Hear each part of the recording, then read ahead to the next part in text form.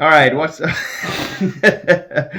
What's up, everybody, and welcome back to Movie Scene. We're going to talk about the movies that we saw in the month of September, and you watched way more movies than me, but we'll start with me. My number 5 for the month of September, The Crow.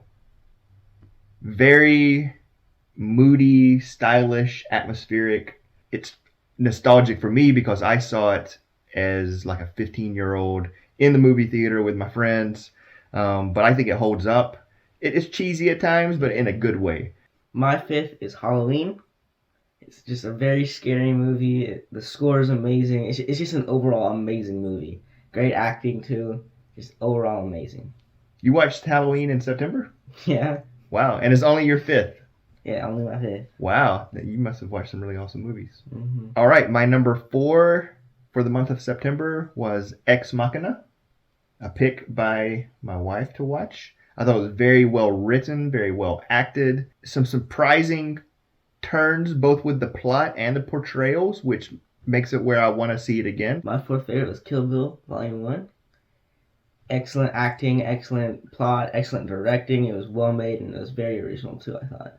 Even though it took like some stuff from other movies, I still thought it was a very original movie still. Right. It's an homage to a lot of things. Well, funny enough, my number 3 was Kill Bill Volume 1. When it came out, I probably was looking more forward to seeing this movie than any other movie that I can think of in my life, because it had been like 6 or 7 years since Jackie Brown, Quentin Tarantino's last movie, so that quite a big gap there. And being a huge RZA Wu-Tang fan, that just like took it to a whole nother level for me. Yeah. So it's still awesome. I just wish there was a Samuel Jackson role, a non-corpse role for Sam Jackson. That was the only thing missing. Raising Arizona is my third. It's very funny, very fun. It was a crazy movie. It was even heartwarming though too, and it was just well made, great acting. It's so cool how it was crazy but then heartwarming at times. Yeah. How could it be heartwarming when you don't have a heart?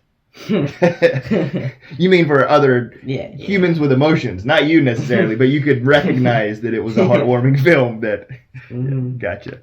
Number 2 for me was The Cabinet of Dr. Caligari. I'd seen it many times before, but never on the big screen, and it was a beautiful print, beautiful showing of it, thanks to our favorite theater here in Las Vegas, the Beverly. Thank you so much for giving us that opportunity to see that amazing movie. My second, The Holy Mountain. It was great plot, but it was so crazy and it's so hard to explain. Like, I can't say any more, but it's just so hard to explain that movie. And it's like so crazy and weird. I can't explain it, you know? Well, before we get to our number 1 favorite movies that we watched last month, let's just go through all the other movies that didn't make the top 5. Feel free to say something or nothing about any of those. I'm just going to grab my computer right quick. Got my phone. So the movies that I watched also, Blowout. That could have easily made my top 5. That was, I only saw like 13, 12 movies. It's a movie focused on sound, but there was some great cinematography and acting, and it kind of sticks with you. Blowout it was in my top 5 right up until the end. Also, Old School, another one that could have taken the number 5 spot. Will Ferrell steals the show. This was back before he was the star of his own films that we know him today. Godzilla vs. Kong. That had lots of action. Mechagodzilla was the best part of that, though. Godzilla vs. Kong. Then we had Snow White and the Huntsman. I would have preferred more Snow White and less Huntsman. Yeah. But I still liked it. And then we also watched Transformers 1, 2, and 3, which is Transformers Revenge of the Fallen, Transformers Dark of the Moon. I enjoyed these more than I'd never seen any of them. But I enjoyed these more than I expected, especially the first one.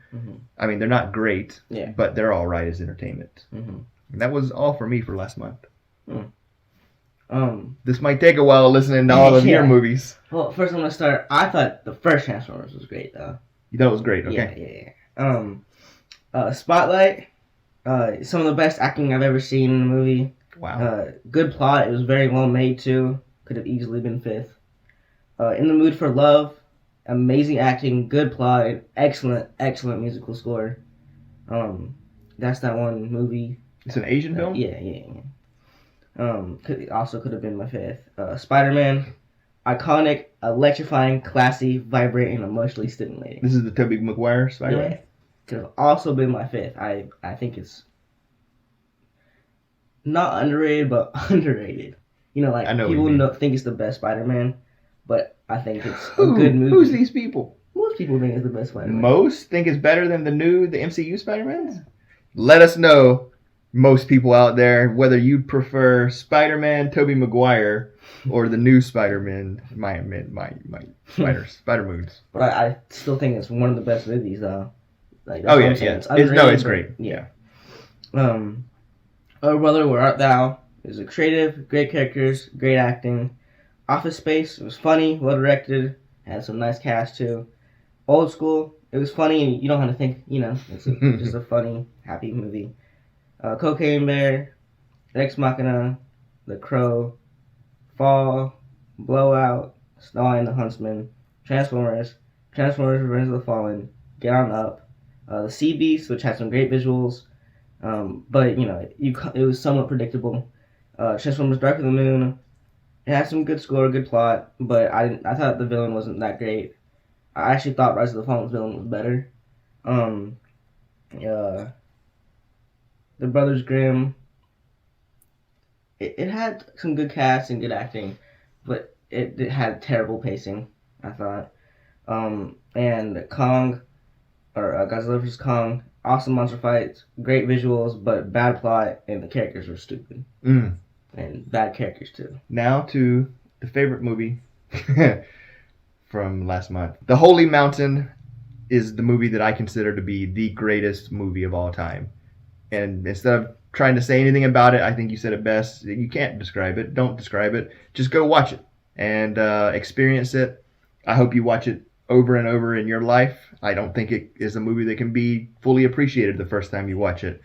Made by Alejandro Jodorowsky. It's not my favorite film of his. My favorite is El Topo, but I think this is his greatest and the greatest movie of all time. So it's my number one. Thank you for watching it with me. Yeah. My number one favorite, The Cabinet of Dr. Caligari. It was my second time watching it. We watched it in the movie theater when it was just, amazing to watch in the movie theater. It had a stunning set, one of the first plot twists, and it was a good one too. The musical score was good, even though you didn't really like it as much. I thought it was a creepy movie, and it was an ingenious movie too.